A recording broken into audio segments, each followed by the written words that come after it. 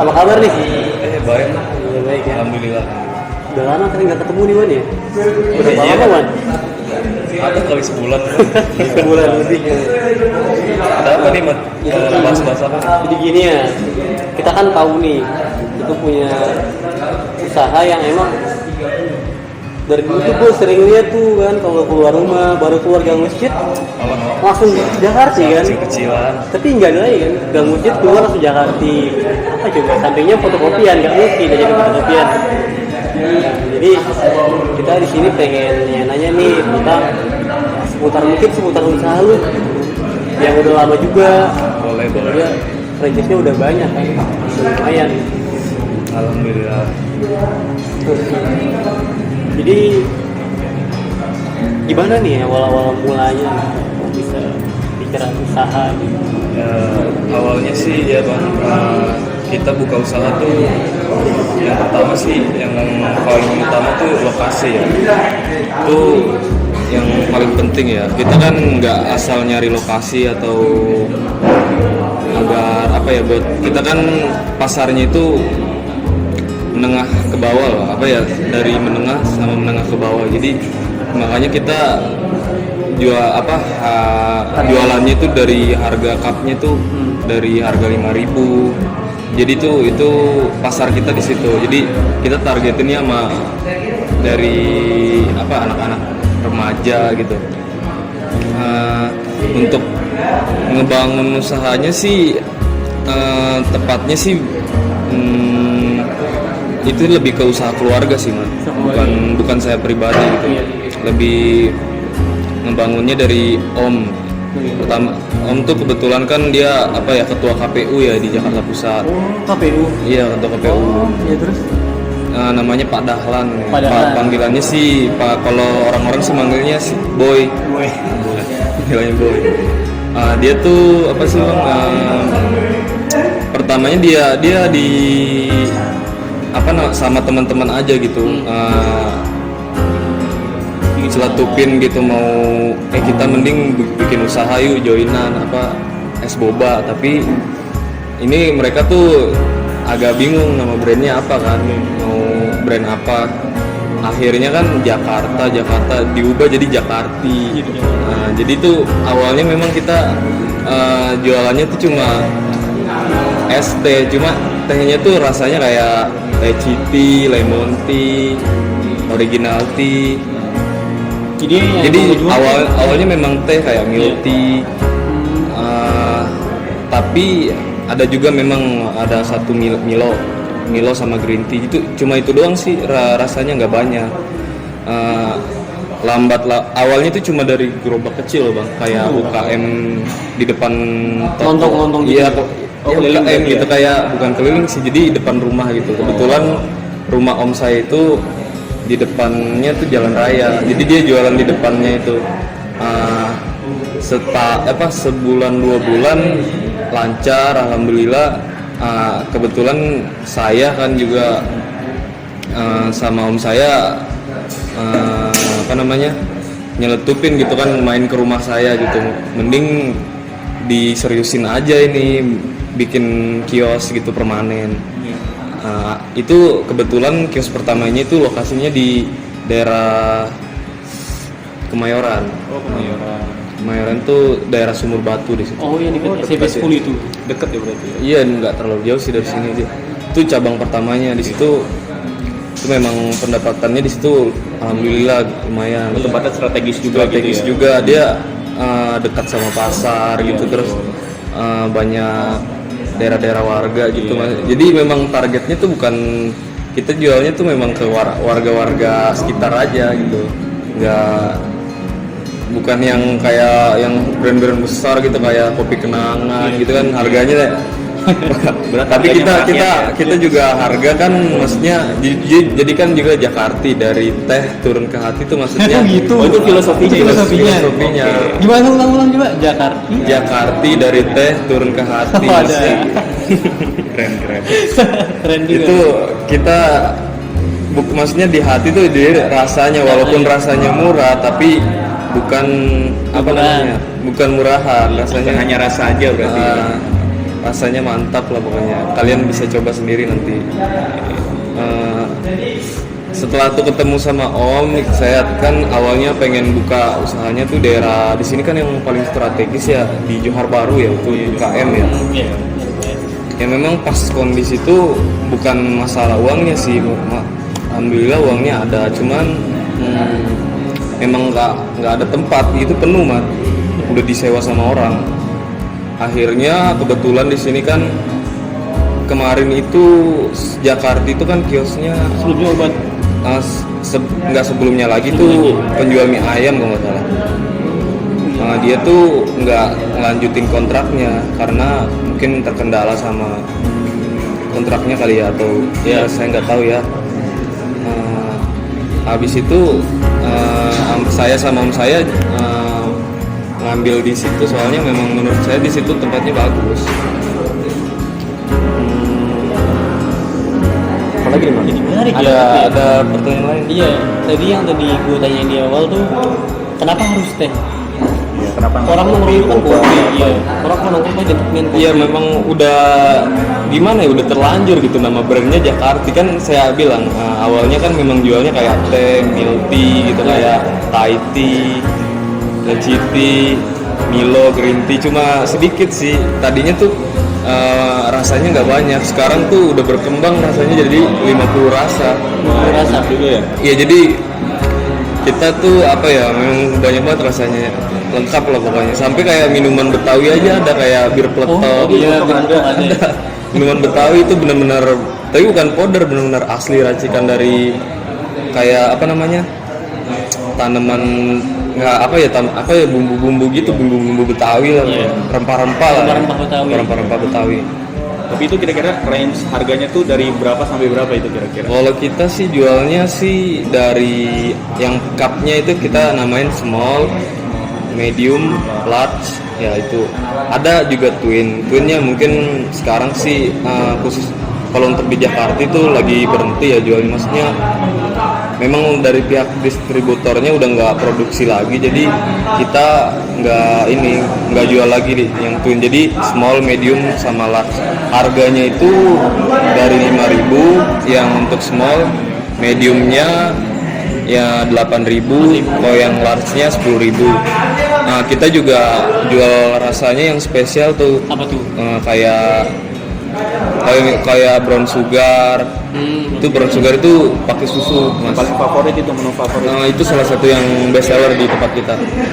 Brown sugar itu yang ukuran smallnya itu 10.000, kalau yang mediumnya 13.000, kalau yang ukuran paling gede yang large 15.000. Ada juga kayak mangga Yakult yang jadi series Yakult.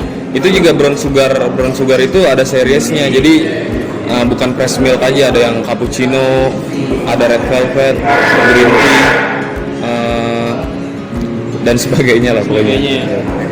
Tadi itu yang Twins bilang, kan saya pernah lihat ya, Twins itu kalau nggak salah tuh ada gelasnya ada 2.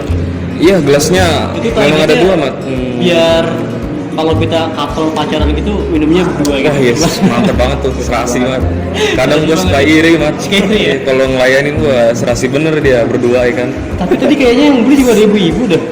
Oh, kita memang pasarnya sih semua usia sih ya sekarang. Tadinya kita targetin kan anak kecil gitu. Tapi lambat waktu kesini semua usia sih ya. Jadi yang favorit kadang ibu-ibu, yang sampai yang tua pun juga banyak yang beli. Iya. Waduh. Yang beli di kita tuh udah nggak, yang kita bilang menengah ke bawah sekarang tuh semuanya menengah ke atas. Ada yang pakai mobil juga kadang berhenti ya. Dia suka katanya. Ada yang dari kan ini Sentiong, ada pelanggan saya dari Salemba juga ada, Cempaka Putih ada. Dari daerah-daerah lumayan jauh gitu niatnya kesini, mungkin karena mungkin ya kita kan berarti dia suka lah rasanya kan, dari mulut ke mulut ya. Kita kan offline ya jualnya, jadi kita tuh yang mentingin tuh rasa, Mas. Dan kita juga nggak cuma offline, juga kita jual online juga. Online tuh kayak GrabFood, GrabFood, ShopeeFood, ada juga kayak GoFood gitu. Jadi penjualan kita juga ada di online. Alhamdulillah juga lancar. Jadi Pak Beto itu ada berapa cabang di Jakarta? Jakarta. Oh iya iya, Jakarta. di cabangnya sih setahu saya ada 9 ya. Itu kan yang ngelola kan yang itu yang saya bilang yang ownernya langsung yang Emang keluarga. yang- Iya itu keluarga. Langsung. Apa? Masih tetap Om saya ya. Itu ownernya langsung, maksudnya ini kan memang kalau Jakarta itu kan franchise saya sama om saya. Iya. Yang maksudnya adalah saya kepemilikan beberapa persen gitu ya, maksudnya 50-50 lah dibagi dua. Itu 9 di mananya aja? Hmm? Kan total 9 Jakarta doang kan? Oh iya itu ada di Jakartanya itu ada di Jatinegara, ada di Kemayoran ya cabang pertama ya.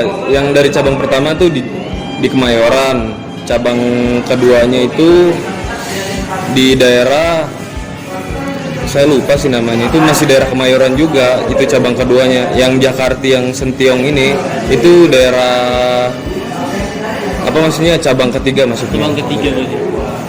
Ada juga yang di Bekasi, ada juga di Bandung. Saya lokasi tepatnya kurang tahu sih mas, maksudnya ada juga di daerah Bandung, kalau nggak salah ada daerahnya tuh Majalaya kalau nggak salah. Berarti bukan hanya di Jakarta aja berarti Iya, ya, cabang-cabangnya betul ya. betul. Oke, Tapi gitu. Kalau udah tahu itu apa ya? Cabang yang paling ramai itu, yang paling disegani itu cabang yang mana, di mana itu tempatnya? Untuk yang saya tahu ya, memang cabang pertama sih di Kemayoran tuh memang omsetnya dia paling gede sih dalam satu hari itu. Kalau saya kasih kisaran tuh bisa sampai tembus 2,5 sampai 3 juta dalam satu hari. Itu per hari? Iya, kenceng banget kan ya. Tapi itu di pas sebelum pandemi atau sudah pandemi? Sampai hari ini. Berarti sama aja ya? Mau pandemi mau enggak tuh? Iya. Minat orang buat Dia di itu sana nggak memang daerahnya memang strategis banget ya, dekat dengan pasar Jiung, pokoknya di sana tuh kayak apa ya, segi 4 gitu maksudnya apa perapatan gitu, jalan perapatan itu orang mau kemana-mana pasti lewat situ ngeliat ya, mirip-mirip di Johar Baru lah gitu. Jadi walaupun memang pandemi atau enggak, berarti nggak berpengaruh ya buat Kyoten sendiri. Iya. Kalau di Sentiong sih, kalau dari segi pendapatan sih memang kalau buat bersaing sama Kemayoran ya nggak bisa sih. Memang di Kemayoran itu dia ada 2 usaha. Dia jadi kayak jual sosis gitu, sosis goreng, macam-macam kayak otak-otak, macam-macam dia jualnya. Berarti diselingi sama makanan aja, dan minuman aja gitu. Iya. Itu kalau gue tahu tempatnya itu emang disediain makan di tempat atau emang diantar di rumah aja atau gimana gitu? Kalau kita sih memang sistemnya take away sih. Kalau di Sentiong ya atau di mana mas? Kemayoran. Oh kalau di Kemayoran itu memang dia ada mejanya sih disediain. Memang space-nya dia lebih luas memang. Kalau kita kalah di ukuran tempatnya sih. Jadi dia memang ada tempat kayak nongkrongnya mas. Tahu bang, kesulitan ya, terlebih sekarang di zaman pandemi ya, itu kira-kira kesulitannya apa yang dirasakan gitu ketika pandemi saat ini? Iya, lagi pandemi kayak gini memang pengaruhnya sih bukan cuma di pandeminya aja yang kita pengaruh sama penjualan. Kadang juga hujan pun itu drastis nih pengaruh dari segi penjualan ya. Kemarin ya ingat aja pas kemarin tuh pas PPKM penjualannya memang turun banget karena ya memang kan protokolnya ketat, jadi kita juga dilarang ya nyalain lampu gitu, jadi jam jualannya juga dibatasin, jadi memang waktu kemarin tuh memang berdarah-darah lah mas jualannya. Sedih juga kalau diceritain. Oke, itu kan di saat pandemi. Kalau misalkan sebelum pandemi atau ya mungkin saat ini ya mungkin setelah pandemi gitu, Iya. itu kira-kira keuntungannya itu apa aja gitu yang didapatkan gitu dari Keuntungan dari segi apa nih, penjualan kah dari atau penjualan kah, boleh dari omset kah atau apapun itu? Kalau untuk di mana nih, Sentiong atau Kemayoran? Yang Mas pegang Oh aja. iya, yang kalau di daerah Sentiong tuh terutama sih kayak bulan puasa ya. Itu bulan puasa alhamdulillah itu bisa tembus 2 juta ke atas kalau Per hari itu. Omsetnya itu. iya untuk satu hari. Dia dari online sama offline, lebih besar ke offline sih. Apalagi kalau bulan puasa tuh memang ya orang kan nyari-nyari jajanan ya, dari sore sampai malam tuh memang nggak ada hentinya. Kadang kalau saya jualan tuh bisa dari sore Mas sampai tutup tuh sampai jam 12, kadang saya nggak pernah duduk saking Rame-ramenya. ada terus gitu kayak kereta gitu Mas. Antusias gitu. Antusiasnya tinggi banget. Iya. Itu apa 2 juta per hari, sedangkan harga cupnya itu rata-rata kan 5.000. Berarti itu stoknya berapa banyak gitu?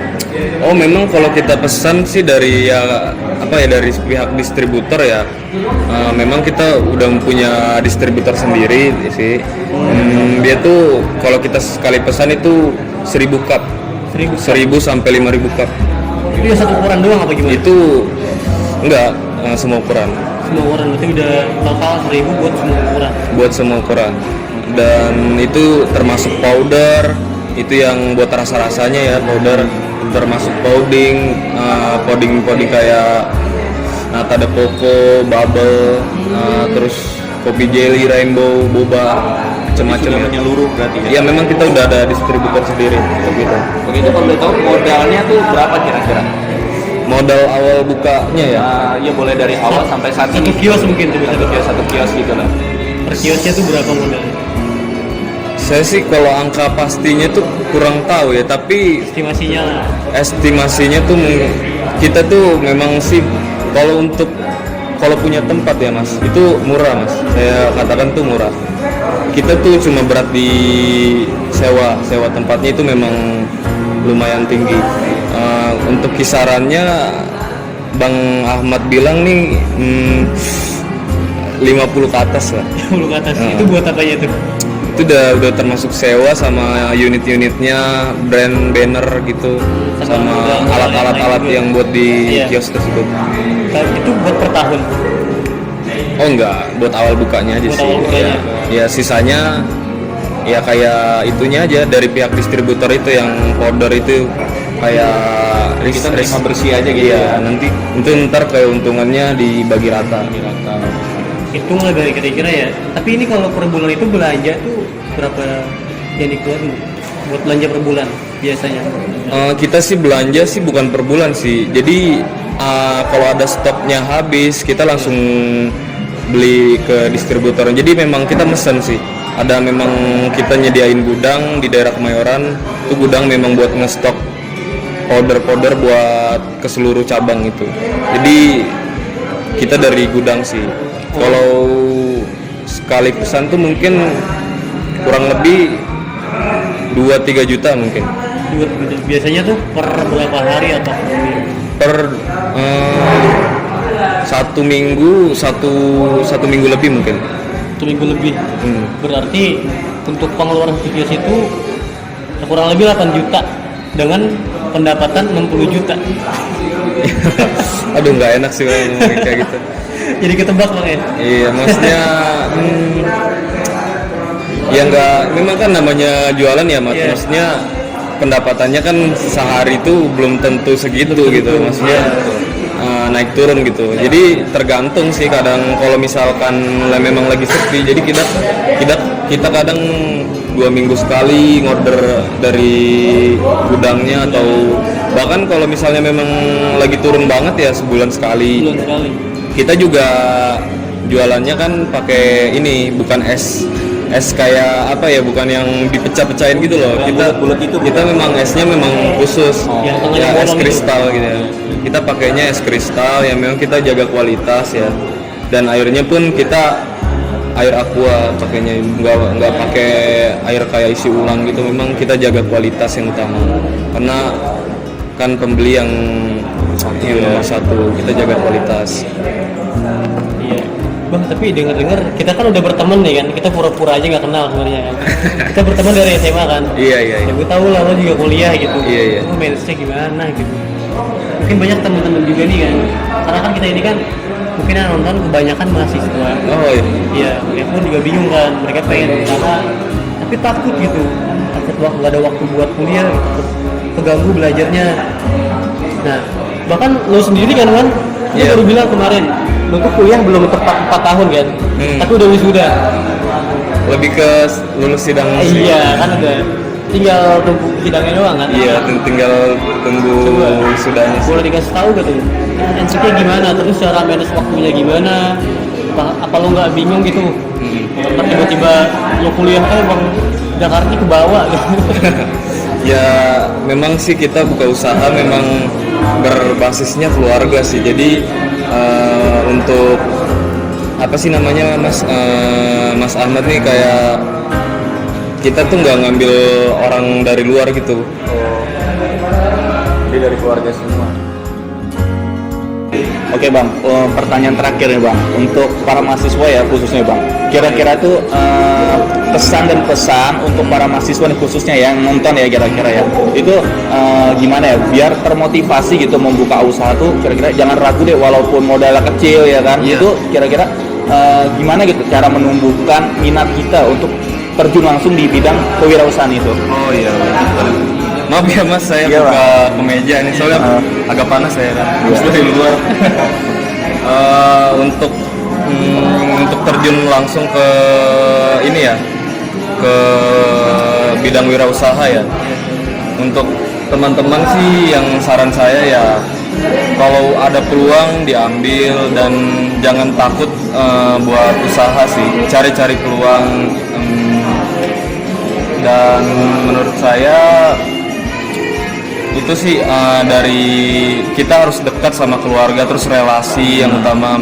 Memang kita harus perbanyak relasi untuk, memang itu Jakarta kan memang dari awal gitu, dari gerobak sampai ada kios gitu kan, memang itu kalau diceritain tuh panjang ceritanya, tapi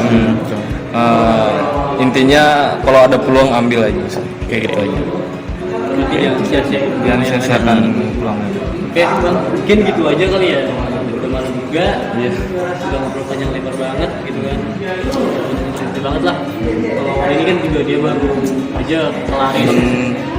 Iya nih ya. Berarti skripsinya Wan ya, tinggal sidangnya doang kan. Oke. Iya. Belum 4 Semester tahun akhir tiba-tiba udah keluar dari kampus aja. Alhamdulillah ya. Betul banget. Gak bisa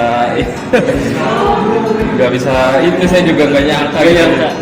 Cepat gitu ya. Alhamdulillah. Oke, mungkin itu aja teman-teman, semoga basa-basi malam ini dapat termotivasi teman-teman yang nonton. Kita ketemu lagi nanti di podcast berikutnya. Terima kasih bang. Sama-sama. Oke, sekian teman-teman dari kami, kurang lebihnya mohon maaf. Wassalamualaikum warahmatullahi wabarakatuh.